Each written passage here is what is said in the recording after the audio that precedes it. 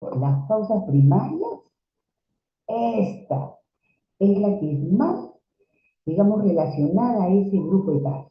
Causas primarias. Y en los textos están como causas primarias o idiopáticas. Y las causas secundarias también hay en la población grande, pediátrica, que pueden tener. Podríamos decir que por acá puede estar, pero no para, digamos, en la frecuencia para el síndrome nefrótico, pero sí para otras causas, que por ejemplo acá la pondríamos a la adolescente, ¿no? Entonces la adolescente puede ser un grupo muy vulnerable, pero ya también por el problema adolescente. Entonces, para el problema que yo siempre les digo, relacionado a las implicancias desde el punto de vista autoinmune, o puede ser un lupus, digamos, en esa, y de sexo femenino. Sin embargo, acá en el grupo vamos a mirar en la parte del marco epidemiológico que el varoncito es el que prima en el síndrome nefrótico. Reconocer criterios de diagnóstico, justamente va el criterio de diagnóstico muy pegado a lo que es el concepto o la definición del síndrome nefrótico, que justamente la alteración vista, ¿no?, del filtrado glomerular relacionado, ¿no?, a una pérdida, ¿no?, de esa barrera que tiene, ¿no?, el capilar glomerular, pero que se pierde y que va botando proteínas. Y por eso, entonces tenemos ya también desde el punto de vista sistémico, baja la albúmina, y versada en esto, clínicamente, tenemos el edema, ¿no? Y lo otro, que son otros aspectos desde el punto de vista metabólico que lo vamos a ver, ¿no? Como por ejemplo, la cantidad de colesterol que puede, o desde el punto de vista de dislipidemia, o sea, hay hipercolesterolemia, ¿no? Y el manejo inicial del rol, yo les he puesto acá, mis doctores, rol de pediatra, ¿no? El rol de pediatra. Ya, El rol está más relacionado, se está hablando. comentaba, por el tema que nosotros tenemos que ver. A ustedes, mis alumnos, los tenemos que formar basado en criterios para la primera parte, como médicos generales, en atención primaria. Identificar a aquel niño que puede tener la sospecha de síndrome nefrótico y que requiere, ¿no?, de otros exámenes complementarios. Damos la primera parte y de ahí pasamos, ¿no?, hacia criterios de referencia a hospitales donde tengan que requerir mayores estudios. Pero la primera parte es reconocer, y ahí es donde tenemos que nosotros estar muy claros. La definición, entonces, si uno ve en la definición lo que les estaba comentando, ¿no? Vamos a ver una albúmina bien baja, ¿no?, a menor de 2,5 gramos decilitros, y por esa pérdida que les estaba comentando, una proteinuria, ¿no?, a rangos, que siempre también es algo que yo siempre les digo a mis doctores, que está muy bien relacionada a 40 miligramos metro cuadrado hora. Eso los textos ya se han puesto, pero les doy una referencia que a veces hablan de 50 miligramos kilodía. Pero para efectos de una población pediátrica, mejor se trabaja porque eso va a ir relacionado también al manejo. Y de ahí la otra condición de criterio para esa definición estaría la relación de proteinuria, creatinuria mayor de 2, ahí la relación miligramos o 200 miligramos milimoles. En la epidemiología vemos que los nuevos casos, o sea, relacionados a la incidencia, podríamos decir que de 2 a 7 por cada 100.000 niños sería la presentación, ¿no? Nuevos casos de incidencia. Y de estos, en ese grupo que les hablaba, ¿no?, más pegadito al preescolar, ¿no?, de 2 a 6 años, y en otros ustedes van a ver también referencias de 2 a 5 años. Pero puede tenerlos los de mayor edad, que ahí vamos a trabajar también, o sea, en el sentido de los criterios de referencia. ¿Ah? Prevalencia, los casos que en promedio, 15 casos por 100.000, ¿no? Y lo que les estaba comentando, bien relacionado, mis doctores, a los pequeñitos, los varoncitos, ¿no? Los varoncitos. Lo otro es aquel niño que, digamos, es mucho más respondedor a los corticoides como manejo inicial. Pero aquel niño que estuviera con sospecha de que no está respondiendo, y ahí el marco conceptual de esos parámetros, esto lo vamos a ver en el camino, los niños con síndrome nefrótico córtico resistente están más asociados a una alteración en la histología. Por ejemplo, la sospecha sería que ese niño sea portador de repente de una glomeruloesclerosis focal y segmentaria. ¿Qué quiero con esto decirles? Que el síndrome nefrótico, si es córtico sensible, que es en estos varoncitos que hemos estado viendo, ¿no? Yo les decía los varones, y son sensibles al tratamiento con corticoides, significa que van bien, ¿no? Pronóstico adecuado. Pero si esos pequeños, con el tratamiento que se les da, que vamos a llegar a ese tratamiento, pasado el tiempo de las 4 semanas y luego 8 semanas en la segunda fase, y el niño no mejora por los parámetros de control, como son el hecho de mantener tres criterios, o sea, tres cruces en las filas reactivas, el niño no responde y sigue perdiendo proteínas. Entonces decimos que de repente no es a cambios mínimos, no es a cambios mínimos, sino a esta posibilidad. Ok, entonces lo que les comentaba, ¿no? Hay que tener bastante esa relación bonita de varoncitos sensibles, respondedores a corticoterapia. Podemos nosotros decir que hay esa relación a patología por cambios mínimos. Dentro, entonces, de la clasificación de el, digamos, glomerulonefritis o a patologías relacionadas en el evento primario, idiopático. ¿Ok? Ahí estaríamos, a cambios mínimos. Y la otra le puede seguir la nefro, pero no sería aquel que sea sensible, susceptible a esa respuesta a los corticoides. ¿Qué pasa en la situación, digamos? Fisiológicamente, ¿no? Vamos a mirar nosotros qué tenemos acá. A ver, vamos a mirar si puedo enganchar. Acá está. Ok. Si yo veo, ¿no? Ustedes saben que el riñón tiene una estructura hermosa, ¿no es cierto? Una que está relacionada, ¿no? O sea, el nefrón. El nefrón grande, ¿no? Dentro del riñoncito, esos nefrones van trabajando. Para trabajar solo el síndrome nefrótico, no vamos a ponchar a esta partecita, o sea, a la parte del glomérulo. Y dentro de eso, internamente a los capilares. O sea, ahí es donde es el tema del síndrome nefrótico. O sea, por eso es que le damos un cortecito para este lado, ¿no? Acá está el cortecito, ¿eh? Y en ese cortecito hermoso que le hemos puesto, estamos tratando de ponchar que y si le hacemos un crecimiento a esto, es lo que normalmente sucede, ¿no?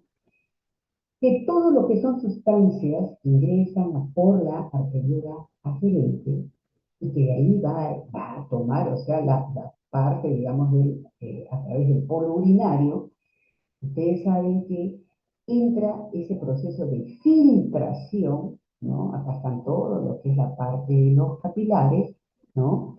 Y en esa hace el reconocimiento, entran solutos, agua, y esas mismas pueden salir solutos, agua y todo. ¿Por qué? Porque cuando uno hace ya también el cortecito en la parte de los capilares, hago, lo poncho, y ustedes van a mirar que en este cortecito que yo quiero dar, digamos por acá, ¿no? En este cortecito, voy mirando acá, esta estructura está acá. Entonces, en ese cortecito que le hago a ese famoso capilar, vamos viendo nosotros, ¿no? Que se constituye tres partes muy importantes para ver la filtración glomerular. O sea, ¿qué significa? ¿Qué elementos, ¿no? pueden salir por el polo urinario? ¿Y qué cosas no deben de salir? ¿No? Y que deben, eso fisiológicamente se da. ¿No? Entonces sabemos que vamos, por ejemplo, de adentro hacia afuera, ¿ya? Entonces ya de dentro a afuera, o sea, de adentro están los capilares y me voy hacia el endotelio, ¿m? Y hay una característica muy importante que tiene el endotelio, se llama endotelio fenestral. Y en esa partecita, o sea, fenestrado significa que hay espacios, ¿no? Espacios, espacios, que permiten la salida, pues, o sea, acepto que de los capilares puedan salir solutos, ¿no? Solutos, iones, un poquito, no mucho, una cosita, ¿no? Y así. Entonces pueden estar, pero nosotros tenemos que ver. Pero sabemos también que a medida que está pegadita a la cápsula de Bowman, que es esta, ¿no? Entonces, ciertos elementos no pueden salir, porque, por ejemplo, no salen y se frena acá en la membrana basal, porque esta tiene una característica muy importante, que dice que es carga negativa. Y las proteínas son carga negativa. Entonces, negativo con negativo se unen, no se repelen. Entonces, solutos, ¡pam! Un check que salgan, ¿no? Solutos salen y las otras no, porque deben quedar. En la parte existen situaciones dentro de la fisiopatología que se pierde ese comportamiento, mis alumnos. Entonces, lo que normalmente en el capilar se va teniendo para la filtración, van separando los solutos, los iones, la glucosa, el agua, todo, y va saliendo. Pero la situación es que por mecanismos fisiopatológicos, por ejemplo, el defecto de la barrera de filtración glomerular, que puede estar pegadita en el mismo porocito. ¿Qué pasó? My God, acá. Oh, y acá, ¿qué le pasó? Interrogante, ¿qué pasó? ¿No? Entonces hay un defecto, algo pasa. Y los pericelos también pierden su estructura de aguante. Y lo otro, que puede ser también otro factor que es importante, es la disregulación inmune de las células. Que eso se supone que anda en todo momento el sistema inmune. Poco a poco lo vamos a trabajar.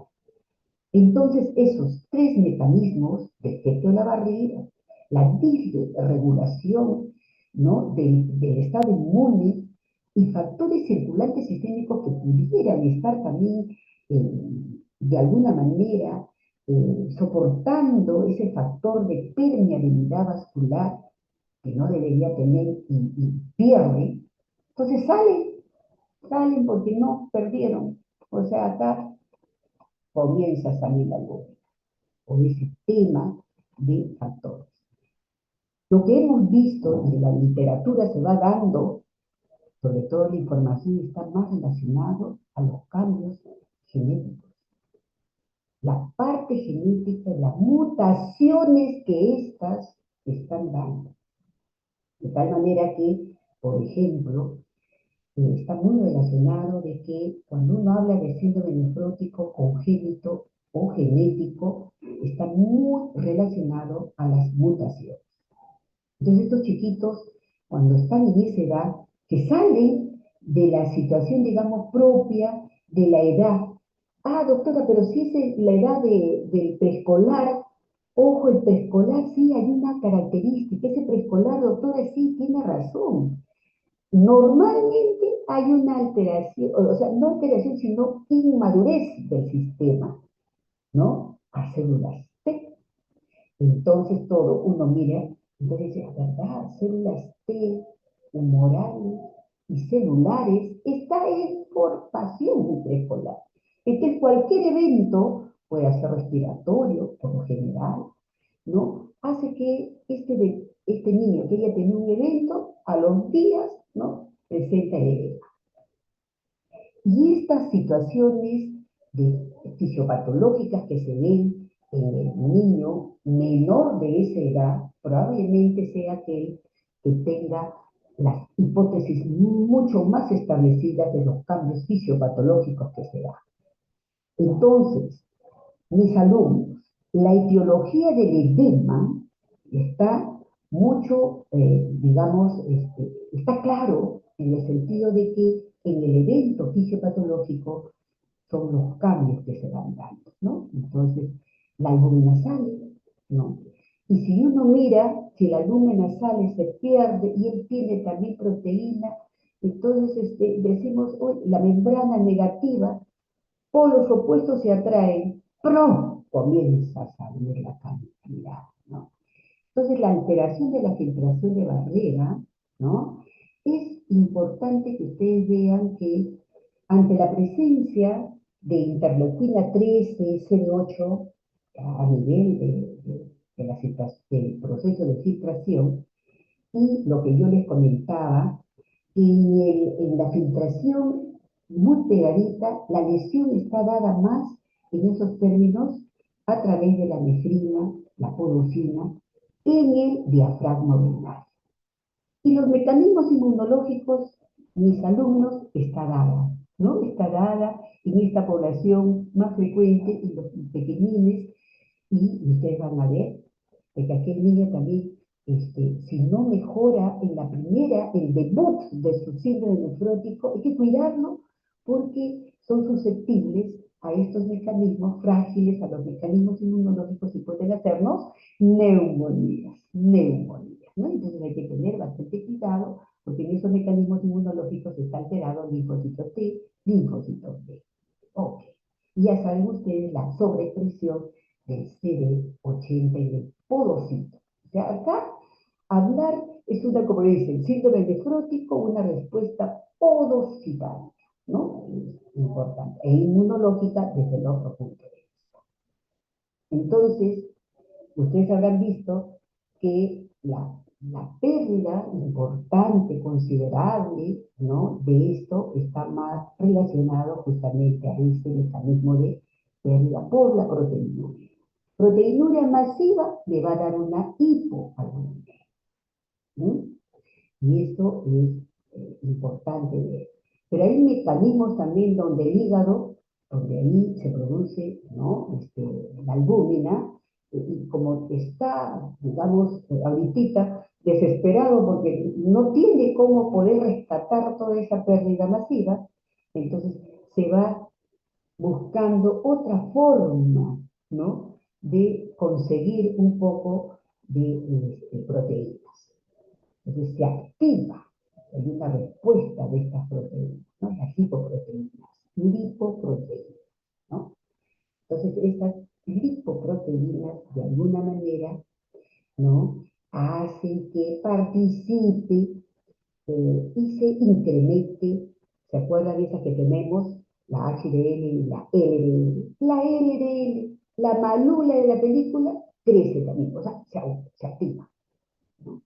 Entonces, hay por eso aumento de colesterol porque ya perdió esa posibilidad de contener un poco. Y sí, va a llegar un momento en que esto, por mecanismos compensatorios, va a poder salir adelante cuando ya se maneje, cuando haya una respuesta al tratamiento, cuando hay una restricción hídrica y todo lo demás en ese proceso. Pero se activa otro tipo de presentación para poder generar mayor síntesis hepática, pero en esta de mala, ¿no? De mala calidad, digamos así. ¿Sí? paralelo, siempre acuérdense, la hipoalbuminemia, ¿no? Paralelo en la explicación con el colesterol. Muy bien. Desde el punto de vista, digamos, de ver cómo en el microscopio, si yo estoy viendo que es síndrome nefrótico a cambios mínimos, por lo general no vamos a encontrar en una microscopía de luz alteración. Y si estas fueran mínimas, y en la inmunofluorescencia negativa, y en la microscopía electrónica, borramiento de los pedicelos con vaporización y transformación de las microvelocidades de las células epiteliales. Así se ve, ¿no? En la microscopía, ¿no? Este bromeo. Y pegaditos por cada uno su protección, ¿cuál es? El porocito. El porocito lo protege, pero debido a este desequilibrio o disregulación, hace que, desde el punto de vista, como les digo, ¿no? Probablemente genético, entonces se producen todos estos cambios. Estamos hablando de cambios mínimos, que es lo más frecuente. Ahí vamos a ver después en la referencia o en la pobre respuesta, y ya hay sospecha de corticoresistencia, y qué población es la que podemos nosotros ver y darle un manejo y solicitar. Lo que quería comentarles también acá, si yo veo, en realidad, doctora, ¿verdad? No, yo estoy acá, no necesita, pues no necesita, si no voy a tener muchos cambios importantes, ¿para qué someterlo a biopsia? ¿Se dan cuenta? Por los cambios mínimos. Por cambios mínimos, la recomendación es inicialmente no, o sea, dar tratamiento con corticoides sin biopsia. ¿Ok? Eso es importante. La clasificación que necesitamos desde el punto de vista etiológico, primaria, cambios mínimos que les decía. Miren, 80 a 90% podría estar acá con estos cambios mínimos.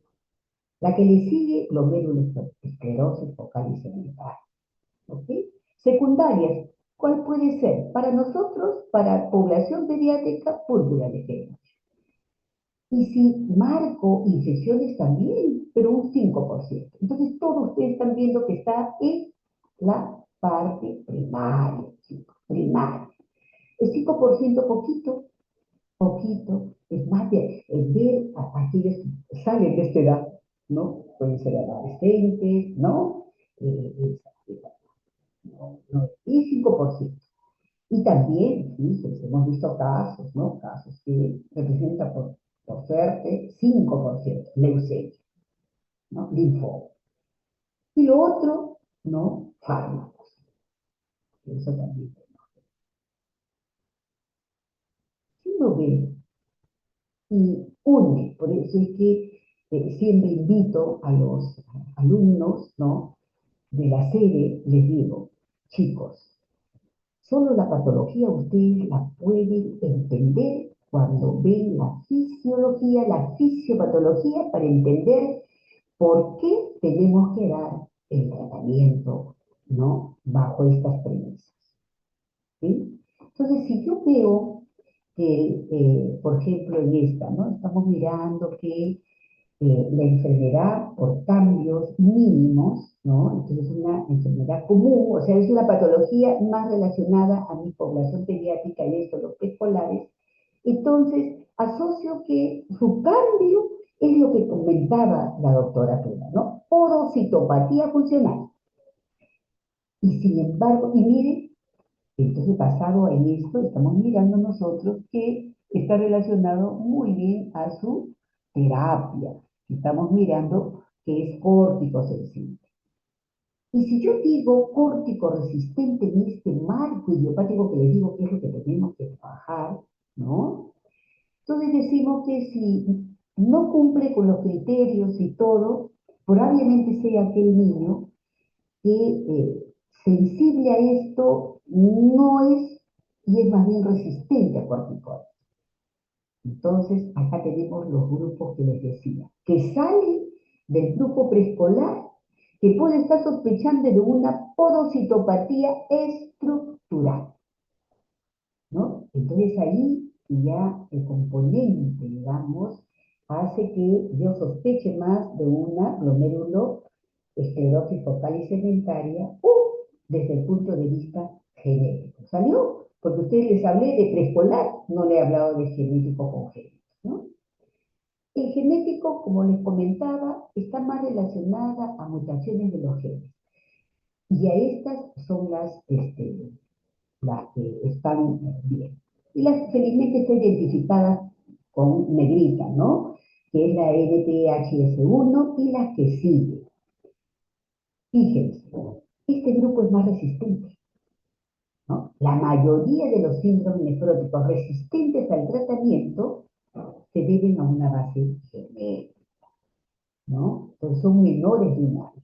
Y el congénito, uno tiene que mirar, basado, digamos, en aquellos niños menores de 3 mesecitos, y ahí están, probablemente sea que todavía en la formación de la parte, digamos, del diafragma urinario haya también condiciones en las cuales tenemos que trabajarlas para buscarle también en la membrana basal glomerular. Membrana basal. ¿Recuerdan, no? Serían 3 momentos, ¿no? La parte del endotelio capilar, la membrana basal, ¿se acuerdan, no? Y de ahí ya venía la parte de pericelo, o sea, el porocito con sus pericelos. 3 momentos. Aparentemente el síndrome nefrótico estaría relacionado, congénito, con alteraciones a nivel de la membrana basal. ¿Ok? Síndrome nefrótico con mutaciones genéticas hay muchas, solamente de referencia a mis alumnos para que ustedes vean cuánto se está trabajando en el tema de síndrome nefrótico. Bastante. Entonces ustedes sacarán como acá hacemos como, recordáis, que les digo, no recordáis.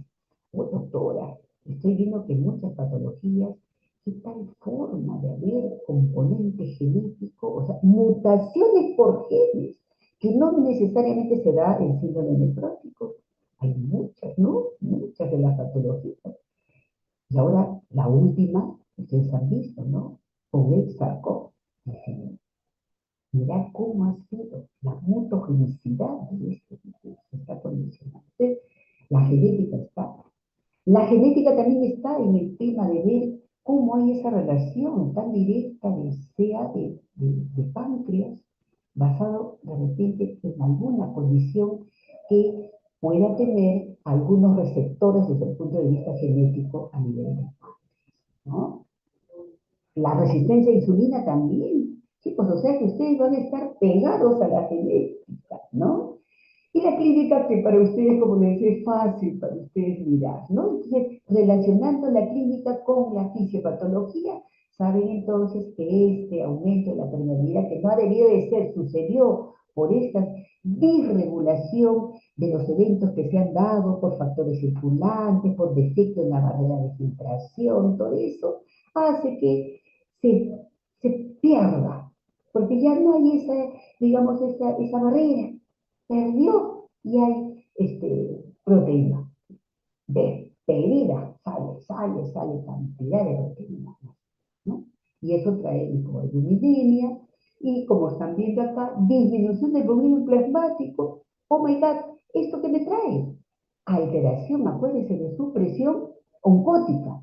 Ok, bien, doctora, sí. Y acá hacer que entre a participar otro tipo de hormonas, como ustedes ya saben, y que condiciona la retención de sodio. Pero hay 2 tipos de hipótesis que se van dando. La primera, esta es la que tiene mayor sustento, la hipótesis de Underfield, o sea, cuando uno dice el aumento de las pérdidas, ¿no? Se va dando por esta baja de albúmina, hipoalbuminemia, pero basada por un descenso en la presión oncótica. Y la otra está basada en una alteración del balance tubular renal. Parecería que ambas, en algún momento, en un paciente se da ambas, o en otro paciente, más del underfly que del over. Entonces, que estaría la primera por presión oncótica y la segunda por aumento de la presión hidrostática. ¿Bien? La parte clínica, edema entonces, un edema importante. Fíjense, les pongo acá como algo, como una premisa en el recordar en mis alumnos. Edema ocurre entre la segunda a cuarta semana del inicio de la proteinuria. O sea, evidencia de esto, ya poco a poco los mecanismos fisiopatológicos se han estado dando. Y ya traducido eso, dice qué tiempo ha pasado. El edema ya se traduce. Porque ya llega, por eso es que el síndrome nefrítico, acuérdense que también hay edema, pero no a rango nefrótico, que es más de 40 miligramos, ¿no es cierto? Entonces, proteinuria mayor de 40, ¿no? Entonces, eso es importante que ustedes evalúen, ¿no? El edema, entonces, hay eso, para que haga una relación. Y si el pequeño hace un edema y la oliguria se da, es porque ya hay anasarca, asitis probablemente. Y la oliguria se va a dar, que ya ustedes ya saben, manejan eso, en parámetros de 0,5 a 1 cc. Miren ustedes, ¿no? Está en oliguria. Y anuria, doctora, ¿qué es anuria? Ya se acuerdan ustedes, ¿no? 0,3, ¿no? cc kilo hora. Cuando el paciente está realmente comprometido, entonces ese paciente, cuando ya llega a ser ascitis, todo eso, entonces ya por esa pérdida de la presión oncótica, el bebé hace edema y una forma de evaluar eso es que el paciente está en hipovolemia. Entonces, una forma de ver es clínicamente expresar en taquicardia, taquimia, hipotensión, y el paciente uno tiene que evaluar en qué etapa de esa evolución está nuestro pequeño. ¿Ok? Otra de las explicaciones también que se da, por suerte, digo yo, ¿no?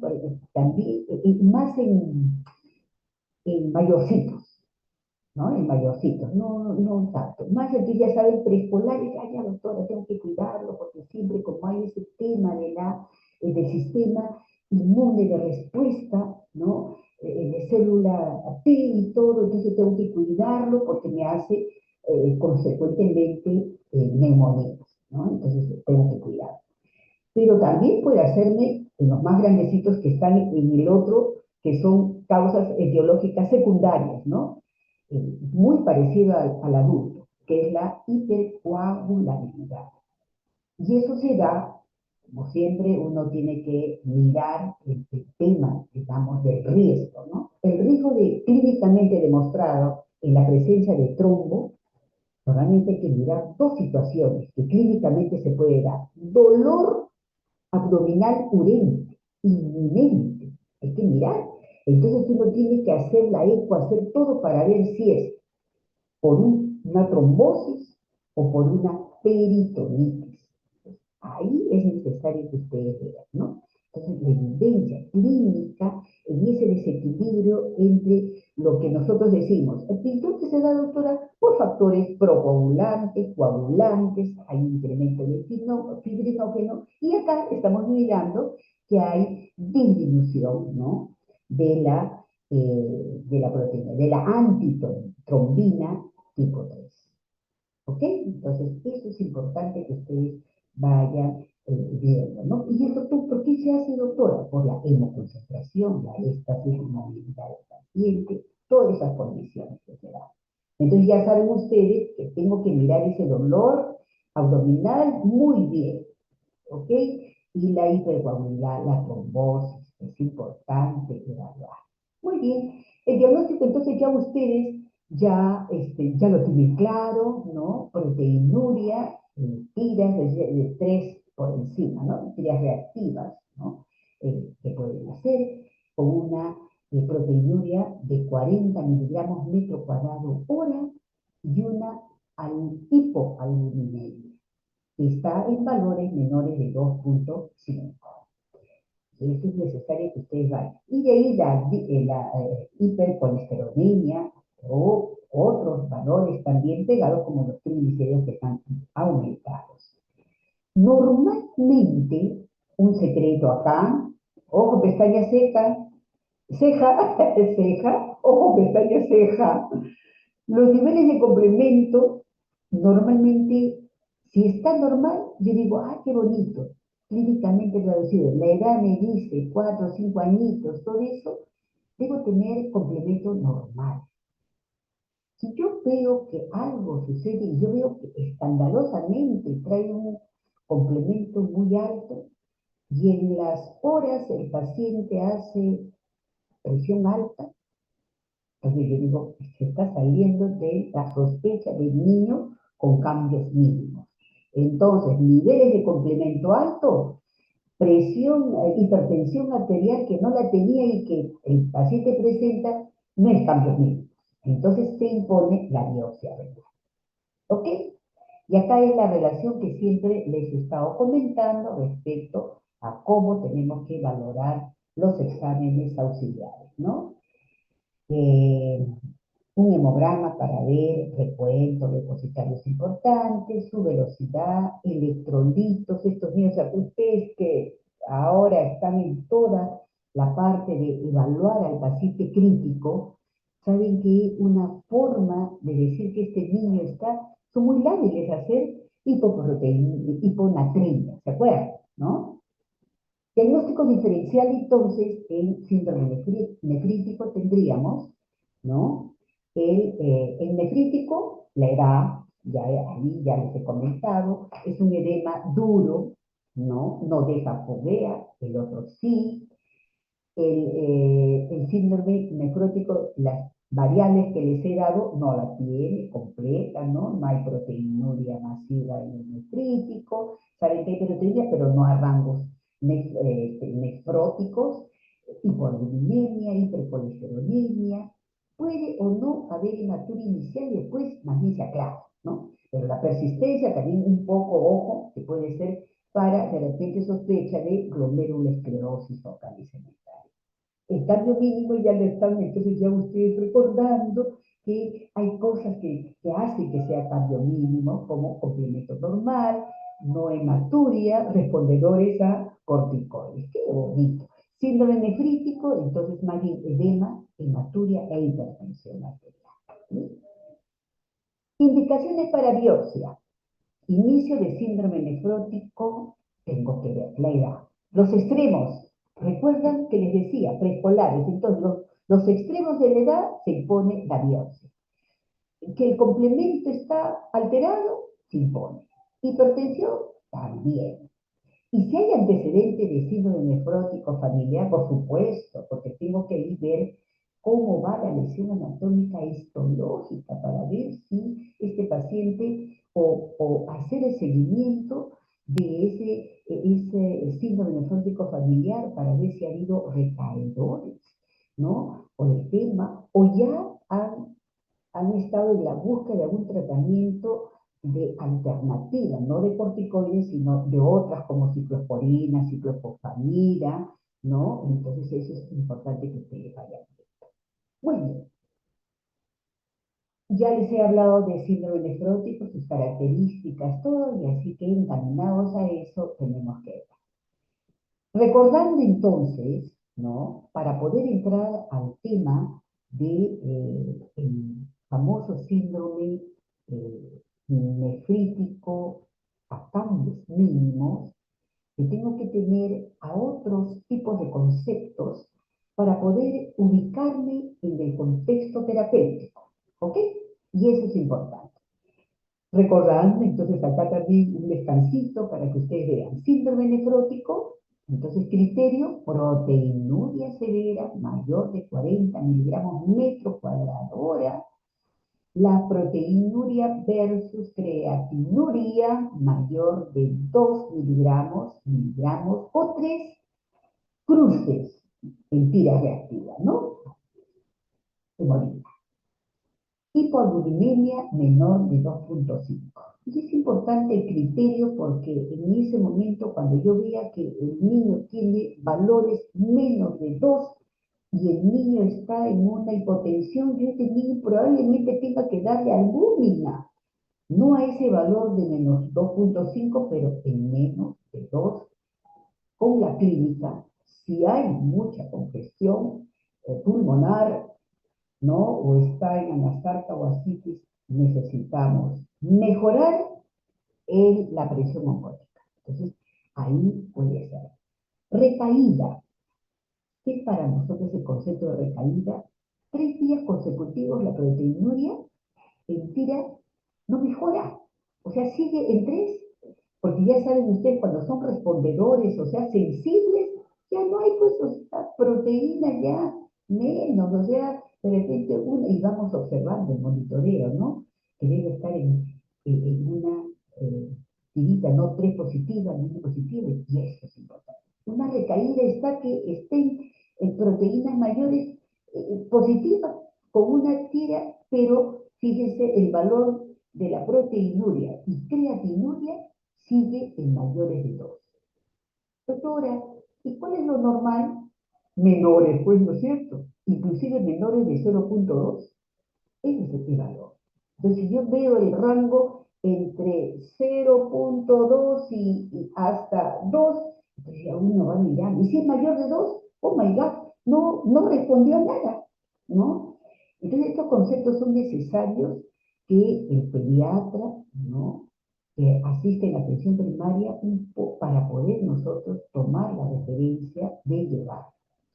Solo estas últimas que las voy a mencionar es para un concepto teórico de información en el marco, digamos, de la clase, pero no es algo que ustedes lo van a aprender, porque nosotros como pediatras, con los criterios, estamos de la mano con el libro para ver en el fluxograma si ya requiere la referencia por este paciente, ¿no? Revisión completa, por decir, a los corticoides. Estamos viendo un chiquito preescolar y con una sospecha de que es a cambios mínimos sensibles, decimos revisión completa. ¿Qué tengo que ver? Proteinuria negativa. Nada de trazas en tira reactiva y que esa proteinuria creatinuria sea menor de 0,2, menos de 0,2. ¿Y se acuerdan cómo era? Mayor, ¿no es cierto? Mayor. Es síndrome nefrótico. Entonces yo quiero sacarlo de eso, tengo que agarrar eso. Criterio de respuesta. Recaídas. 3 días consecutivos de proteínas mayores en la tira reactiva, ¿no? Proteinuria, creatina mayor. Oh, no está mejorando. Y la corticodependencia, 2 recaídas consecutivas durante la terapia, o en los 14 días después de la suspensión, nuevamente. Por ejemplo, no nos asustemos con esta palabrita. La corticodependencia pudiera en algún momento expresar 2 recaídas, mi niñito con síndrome nefrótico. Puede estar mi niñito con síndrome nefrótico, puede estar. Entonces, este chiquitito que está con síndrome nefrótico puede hacer, y córtico sensible puede hacernos recaídas. Y no tiro la toalla, no tiro la toalla. O sea, por eso la palabra recaída todavía no me asusta, no me asusta. Córtico sensible, remisión del curso inicial de los corticoides de 8 semanas, que es la que nosotros estamos viendo. Entonces, otro recordar es, acá nos detenemos. Entonces, el síndrome nefrótico idiopático, que ustedes han visto que por cambios mínimos, casi la mayoría son respondedores, un 80% nos dijeron, ¿no? Córticos sensibles. Entonces la mayoría puede estar en cambios mínimos, puede presentar o no, como les decía, no nos asustemos, algunas recaídas, ¿no?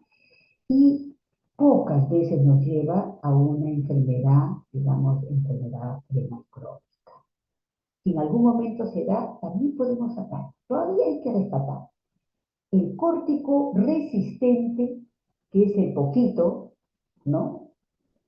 Acá 10%, pero van a una evolución de enfermedad crónica además, ¿no?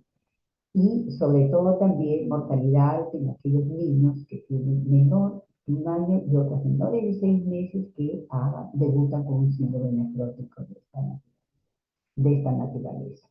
Son córtico resistentes. Y entonces, si uno da otro tipo de alternativa, solamente les digo para una reflexión, se imaginan menores de 1 año que se le tenga que dar drogas, ¿no? Como el traquinimus, la ciclosporina, ciclophosphamida, que tienen también repercusiones, o sea, de daño renal y hepático. Y qué difícil es manejarlos, qué difícil manejarlos. Quiero que visiten ustedes la guía de práctica clínica del síndrome nefrótico del Instituto Nacional de Salud del Niño. Muy bonita, muy práctica, y acá les traigo este detalle para que ustedes puedan revisarla con tranquilidad, ¿no? Dentro de la complejidad del manejo, se ven los primeros pasos que tenemos que dar, como les decía, como pediatras, ¿no? Uno, que requerimos estar en todo ese encharcamiento, en las arcas, sí, todo eso. Lo que tenemos que hacer es bajar su requerimiento, ¿no es cierto? Hay una restricción hídrica, ¿se acuerdan? En esos chiquitos, normalmente, ¿cuánto le damos? 1500 por metro cuadrado de superficie corporal. Doctora, perfecto. Entonces, ¿cuánto le tengo que dar acá a mi pacientito? 800, nada más por metro cuadrado de superficie corporal. ¿Ok? Y eso es para los pequeños, que es necesario que ustedes vayan evaluando para esos niños de 10 kilos. Y los pequeñitos, que de esa edad, 80. ¿Cuánto normalmente le damos para esos pequeños? 120, doctora, menores de 10 kilos. Entre 110 y 110, ¿se dan cuenta? 80. Restricción hídrica, mis alumnos. Y calorías de acuerdo a la edad, que ya ustedes saben, secreto, y para recordar también, ¿se acuerdan?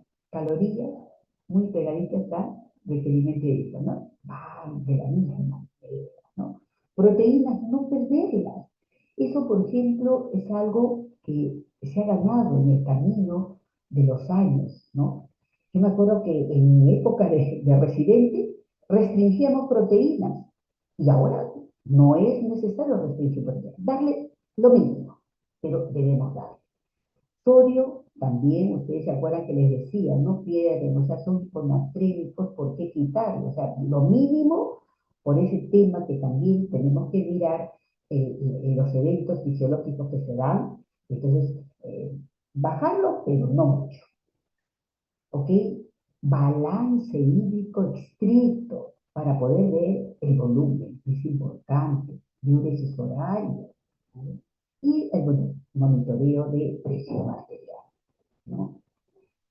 Acá, un ejemplo, le ponemos acá un ejemplito, acá le estamos poniendo un pequeñín de 3 añitos que pesa 20 kilos y que tiene una superficie corporal de 0,7, y fíjense, tiene esto, y ya ustedes entonces, con la evidencia, ¿no? Le estamos dando la evidencia. Un edema refractario y tiene derrame. O sea, ¿se acuerdan que les decía? Para hacer todo esto es que la albúmina está por los suelos, por los suelos. Una albúmina de 1,5, necesito para este pequeño transfundir la albúmina. Pero la albúmina no pueden darle porque si no es sola. Tenemos que tratar de sacar, una vez que se tenga, o sea, que monitorear la albúmina, ¿no? En este caso, para la edad, 50 cc, pasar en 2 horas, así, seguidito por 3 días. Muy lentamente, tiene 2 horas, este poquitito, pero luego de él, con mucho cuidado, pueden utilizar diurético. En este caso, miren, se le está dejando cantidad, ¿no? O sea, 2 por kilo, 60 miligramos, 10 en 30 minutos, ¿no? Antes de terminar la albúmina y a las 12 horas. Hay que monitorear, ¿eh? Y de ahí ver el tema, ¿no? De estos pequeñitos que es necesario, le tengo que dar también para, porque pierden, pues, ¿no? Pierden este sodio, pierden potasio, todo eso necesitamos nosotros hacer un equilibrio hidroelectrolítico en estos pequeños, ¿no? Y ahí tesodiales, espironolactona, y ojo, en la parte del cuadro clínico, cuando uno hace ya el criterio de diagnóstico, antes de entrar al tratamiento, tengo que hacer algo que es importante y felizmente que me acordé acá con la palabra de la desfocalización. Lógico, si yo voy a dar un tratamiento eh, utilizando corticoterapia, necesito desfocalizar. Necesito saber si este paciente no, o sea, no tiene parásitos, no hay una adenoiditis o una otitis, ¿se acuerdan la edad? ¿Qué patologías eran frecuentes? ¿Se acuerdan? Por eso es que tenemos que mirar que ese niño no tenga nada y la evaluación dental, ¿no? Evaluación dental, de evaluación odontológica. Todo eso lo tengo que hacer para despertar. Estos niñitos, ¿se acuerdan ustedes, mis alumnos, que cuando hicieron la práctica de todo respiratorio, ¿esa era qué cosa era? El famoso síndrome rinosinusal. Si yo ese pequeño lo pescaba, trataba de lo posible de hacer seguimiento para evitar una hipertrofia adenoidea. Espero que se acuerden mis alumnos.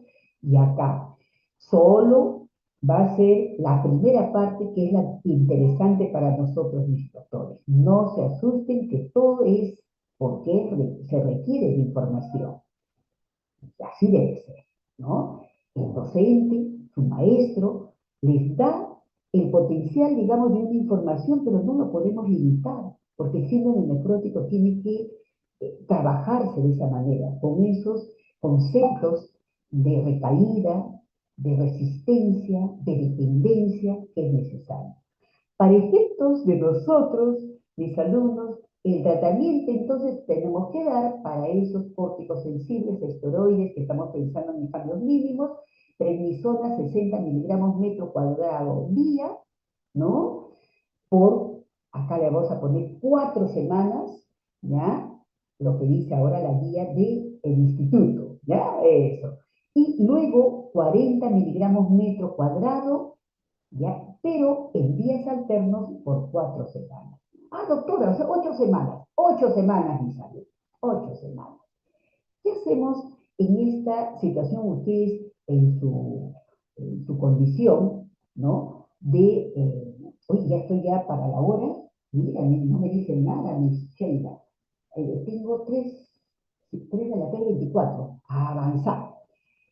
Esto simplemente es una situación para que ustedes vean que el médico general o aquel profesional que tiene una población, atiende a población pediátrica, al menos debemos la parte clínica, ¿no? Si yo veo que hay edema, la mamita dice, qué raro doctor, está orinando espuma, o sea, la orina le sale así como espumita, y antes no, ¿no? O si no, de frente, ¿no? Edema, doctor, y ya no, hace poquito. Él orinaba en el día 4 o 5 veces, ahora está en 2. Ah, lo tengo que mirar. Le pido los exámenes si el nivel lo permite y si no me voy al segundo nivel. Y en el segundo nivel ya yo tengo que pedir lo mínimo necesario para tener los criterios. Si cumple con los criterios de diagnóstico, ¿se acuerdan? De esos 4 parámetros, entonces ustedes tienen que ver. Desfocalizar al paciente, evaluar las condiciones, eso es importante. El síndrome nefrótico, aquel niñito con diarrea, aquel niñito con fiebre, con un episodio respiratorio que ha presentado unos entre 7 a 10 días, antecedente de contacto, ¿no? Y de tuberculosis, y de ahí, mira, el primer paso, podemos dar el tratamiento basado en esa recomendación que nos dan de la prednisona y descartando que el niño está, así como se dice, listo para el uso de corticoides. Le voy a dar y bien, de ahí ya tengo que tratar. Aquellos que salieron de esa población, estamos hablando de preescolar, de 3 añitos, ¿no? De 3 añitos hasta 5 añitos, es, digamos, lo importante, ¿no? Es de 3 años a 5 añitos. Eso es lo importante, es esta edad. Pero si yo veo que sale de esto y me viene con edema, o menores, o mayores, entonces ya de frente yo tengo que conversar. por teléfono, pero eso para referir a este paciente, para confirmar diagnóstico y de repente requiere su biopsia. Y eso es necesario hacerlo, ¿no? Entonces, el criterio de decir que el niño ingresa, ya saben, por temas, digamos, de hipotensión, hipertensión, retención nitrogenada, el edema que lo pone en disnea importante, y el criterio de alta es aquel que ya no tiene ninguna manifestación, el niño ha bajado, se puede decir, un 80% del edema, importante, y pueden hacer monitoreo con citas precoces de seguimiento, ¿no es cierto? Con un flujo urinario adecuado para la edad y todo. Muy bien, esto es como un espejo, como yo le digo, lo he puesto en uno a colores y el otro que ustedes tienen que reconocer las condiciones de ese paciente que lo tenemos en una situación de niño con edemas y que requiere de todas maneras una referencia. Muy bien, chicos, entonces las vacunas ya saben, si está en tratamiento, nada de vacuna ha salido vivo, ¿no?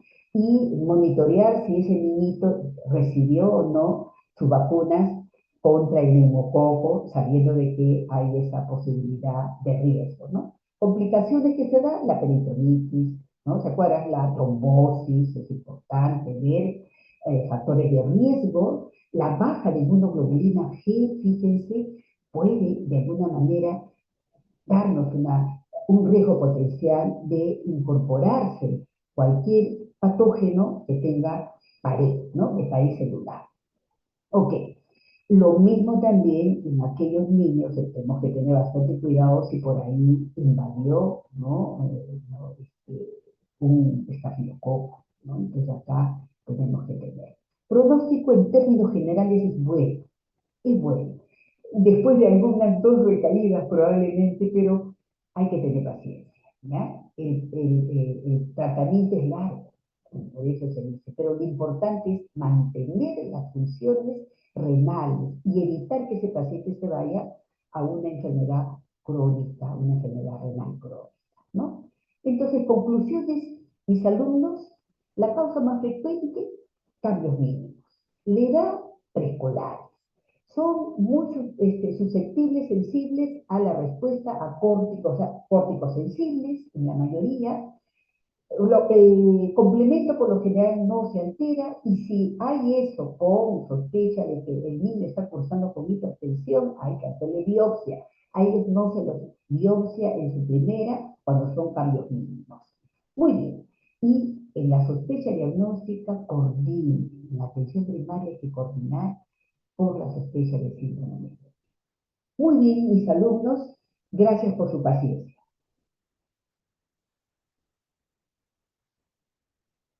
Gracias, doctora. Gracias, doctora. Muy bien. Buenas tardes. Gracias, doctora. Buenas tardes.